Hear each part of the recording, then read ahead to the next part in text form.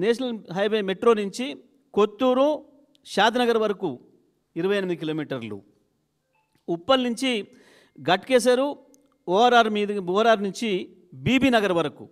ఇక్కడ ఎప్పటి నుంచెల్లో ఐటీ పార్కులు వచ్చినాయి. అక్కడ ఇన్ఫోసిస్ కావచ్చు, రహేజా కావచ్చు, అక్కడ సింగపూర్ సిటీ ఆ ప్రాంతంలో, పోచారం ప్రాంతంలో.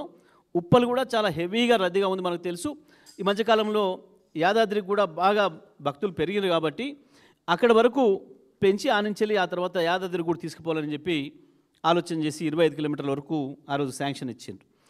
శంషాబాద్ ఎయిర్పోర్ట్ నుంచి తుక్కుగూడ, మహేశ్వరం, కొండాపూర్ కూడా 26 కిలోమీటర్ల వరకు ఫ్యూచర్లో పెంచాలి అని చెప్పి నిర్ణయం తీసుకోవడం జరిగింది.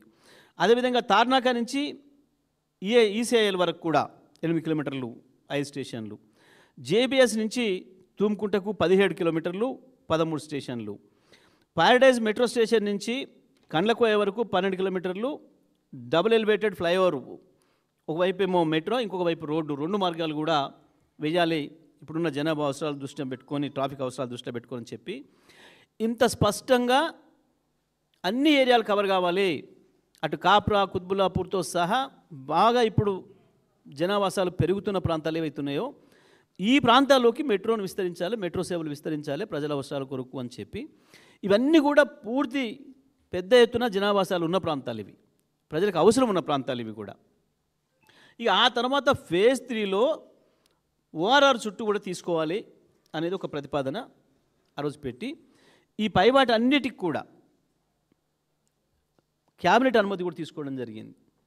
అంటే ఇంత స్పష్టంగా ప్రజల అవసరాల కొరకు, ప్రజల ఇబ్బందులు లేకుండా వాటి నుంచి ప్రజలకు చీప్గా ట్రాన్స్పోర్ట్ రావడం కొరకు, ప్రజలకు ఖర్చు తగ్గించడం కొరకు, వాళ్ళ సమయాన్ని ఆదా చేయడం కొరకు ఆలోచన చేస్తే ప్రభుత్వాలు అది చేయాల్సిన బాధ్యత ఉంటుంది. అది కేసీఆర్ చాలా స్పష్టంగా చెప్పి చేయించింది, ఇవన్నీ కూడా పెట్టిపోయినారు. కానీ ఇవాళ వచ్చుడే మొదటి రోజు నుంచెల్లే ఒక దుర్మార్గంగా తన యొక్క ఉన్న ప్రణాళిక ఏదైతుందో తన రియల్ ఎస్టేట్ దందాన్ని పెంచుకోవడం కొరకు, ఏ ఇండ్లు, ఏ ఆవాసాలు, ఏ అవసరాలు, ఏ ఫ్యాక్టరీలు కూడా లేని ప్రాంతంలో అసలు ఫ్యూచర్ ఎక్కడి ఫ్యూచర్ సిటీ, ఈయన ఫ్యూచర్ ఏందో ఆయనకే తెలియదు, రేపు ఉంటాడా ఎల్లుండి బీక్తాడా తెలియదు, ఆడ సిటీ లేదు, లేని ఫ్యూచర్ సిటీ నుంచి కట్టని అమరావతికి కూడా గ్రీన్ఫీల్డ్ హైవే అట, మళ్ళీ దాని పక్కన ఇంకో రైలు అంట. మరి ఒక దాంట్లో గురువు గారు, ఒక దాంట్లో శిష్యుడు ఎక్కుతాడా? మరి పోయేటప్పుడు రైల్లో పోయి వచ్చేటప్పుడు రోడ్లో వస్తారా ఇద్దరు గురు శిష్యులు హైదరాబాద్ అమరావతికి ట్రిపుల్ వేయడానికి? దేని కొరకు? ఏంది ఇదంతా కూడా? ఇవన్నీ ఏం తెలియజేస్తూ ఉన్నాయి? కేవలం రియల్ ఎస్టేట్ దందా కొరకు తను, తన తాబేదారులు, తన బంధుమిత్రులు కొన్న వేలాది ఎకరాలకు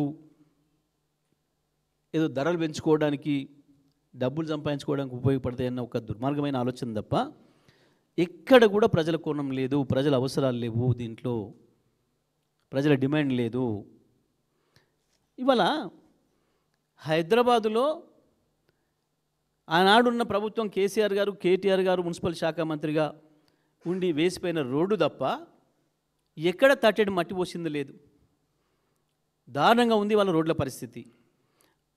గ్రామీణ ప్రాంతాల్లో ఇంకా దుర్మార్గంగా ఉంది. గతంలో 2014కు ముందు మేము ఎక్కడ పోవాలన్నా తెలంగాణ రూరల్ ప్రాంతంలో 20 కిలోమీటర్లు ప్రయాణం చేయాలంటే గంట సమయం పట్టేది.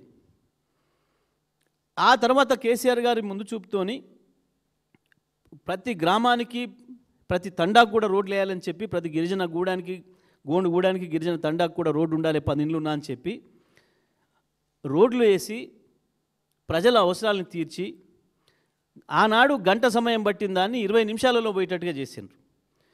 కానీ వాళ్ళ 2 ఏళ్లలోనే మళ్ళీ గంట సమయం పట్టే పరిస్థితి వచ్చింది. వాళ్ళ ఒక ఊరి నుంచి ఇంకొకరికి పోవాలంటే తెలంగాణ మొత్తంలో కూడా ఎక్కడికి పోయినా సరే. అక్కడ తట్టెడు మట్టిపోయలేదు. హైదరాబాద్ సిటీలో ఎక్కడ కూడా ఒక తాపి పట్టుకొని ఇంతంత సీసీ రోడ్ వేసింది లేదు, ఇంతంత బీటీ రోడ్ వేసింది లేదు. కానీ ప్రజలు లేని, ప్రజల అవసరం లేని ప్రాంతంలో వేల కోట్ల రూపాయలు పెట్టి నేను 400 ఫీట్ల రోడ్డు వేస్తా, 800 ఫీట్ల రోడ్డు వేస్తా అని చెప్పి నిన్న భవనం శంకుస్థాపన.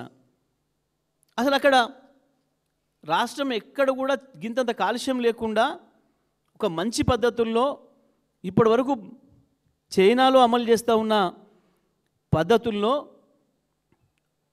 ఒక మంచి ఫార్మాసిటీని తీసుకురావాలి అక్కడ అని చెప్పి ఫార్మాసిటీ కొరకు ప్లానింగ్ చేస్తే ప్రజలకు ఇబ్బందులు లేకుండా ఫార్మాసిటీని కూడా లేకుండా చేసి మరి ఎవరు అవసరాల కొరకు వేస్తున్నావు ఇవాళ నువ్వు?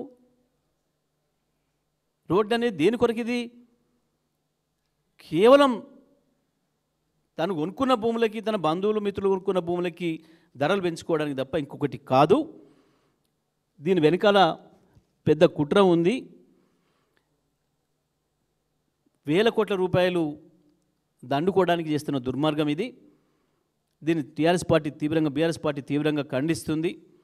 తెలంగాణ ప్రజలందరూ కూడా, హైదరాబాద్ నగర ప్రజలతో సహా తెలంగాణ ప్రజలందరూ కూడా ఈ విషయాన్ని గమనించాల్సిన అవసరం ఉంది. దీని వెనకాల ఉన్న కుట్రల్ని కూడా గమనించాల్సిన అవసరం ఉంది. ఇక ప్రభుత్వాన్ని నడుపుతున్నారా వీళ్ళు, సర్కస్ ఫీట్లు చేస్తున్నారా కూడా అర్థం కాని పరిస్థితి ఉంది. ఒకవైపు ముఖ్యమంత్రి ఒక మాట, ఒక మంత్రి ఒక మాట, పోలిక లేదు, పొంతన లేదు. శాసనసభలో అదే పద్ధతుల్లో, బయట మాట్లాడినా అదే పద్ధతుల్లో. కోమటిరెడ్డి వెంకరెడ్డి పాపం మేము రింగ్ రోడ్ పూర్తి చేసినా, గడ్కరీ నాకు దోస్తు, చిన్నప్పటి దోస్తు అని చెప్పేసి కోతలు కోసిండు. పాపం ఆ బాధితులు పోతే అది ఇప్పట్లో అయ్యేది ఉందా పోయేది ఉందా, పోరి మీరు చూస్తారా నేను చూస్తాను, మన మనవాళ్ళు కూడా చూడరు పోరి మాట్లాడండి. కోతలు ఏమి ఇట్లా మీడియా ముందట, మైక్ పక్కన పోతే గట్లా. ఇంకేంటిది నిన్న ధరలు పెంచిన సంగతి నాకు తెలియదు. సిగ్గనిపించాలి కదా మంత్రి చెప్పుకోవడానికి బయటికి. ఒకవేళ తెలియకుండానే చేసినా, ముఖ్యమంత్రి చేసినా, ఎవడన్నా నాకు తెలిసే చేసిండని అడిగి చేసినా చెప్పుకోవాలి. దానికంటే ముందు రోజే ప్రకటించారు తెలంగాణలో ధరలు ప్రకటించమని, తెల్లారే పెరిగినాయి. మళ్ళీ ఇవ్వాలి నిన్న ఈయన స్టేట్మెంటు, నాకు తెలియకుండా పెంచారు మళ్ళీ పెరగనియను. అసలు మాటకు చేతకు పొంతన లేకుంటుండ్రు. జూపల్లి కృష్ణారావు ఆయన మంత్రి, బ్రాండ్లు ఎందుకు మార్చిర్రు, నాకు తెలియకుండా మార్చిర్రు. లిక్కర్ బ్రాండ్లు నాకు తెలియకుండా మార్చిండ్రు, నోటిఫికేషన్లు నాకు తెలియకుండా ఇచ్చిండ్రు. కమిటీ కాడి నుంచి వెళ్ళి ప్రాణహిత వచ్చి కలిసేటప్పటికి నీళ్ళే కొత్తగా చేరవు. ఎక్కడెక్కడ వస్తాయో చెప్పుర్రి. అసలు అది ఎక్కడుందో తెలియదు మేడిగడ్డ, అయినా మాట్లాడేస్తారు. ఈ ఎమ్మెల్యేల సర్కోసులు ఫీట్లు ఇంకా గమ్మత్తుగా ఉంటాయి. రాజగోపాల్ రెడ్డి మొత్తం నిరుద్యోగులకు అన్యాయం జరుగుతుంది ప్రభుత్వంలో, ఇస్తానని ఉద్యోగాలు ఇయ్యలే, మోసం చేసినాం మన గవర్నమెంట్ అంటాడు. మళ్ళీ తెల్లారే ప్రభుత్వానికి నాకేం తేడా లేదు, ముఖ్యమంత్రికి నాకేం గ్యాప్ లేదు, వీళ్ళ మధ్యలో పుట్టిస్తున్నారు. ఏందివి, ఏం స్టేట్మెంట్లు? జడ్చర్ల ఎమ్మెల్యే మొత్తం ఈ ప్రభుత్వంలో రియల్ ఎస్టేట్ దందా జరుగుతుంది, మంత్రులు ముఖ్యమంత్రులు 30% భూములు అడుగుతున్నారు. ఎవరైనా భూముల పంచాయతీ గురించి వెళ్ళిపోతే నా దగ్గర ఇండస్ట్రీలను గూల కొడతా, నేను తగలబెడతా. ఒక ఎమ్మెల్యే ఇంకో ఎమ్మెల్యే ఇంకా విచిత్రం. నా నియోజకవర్గంలో వరదలు వచ్చినాయి, ముఖ్యమంత్రి రాష్ట్ర ప్రభుత్వం పట్టించుకోవట్లే, 100 కోట్లు మాకు అప్పేయండి అని ప్రపంచ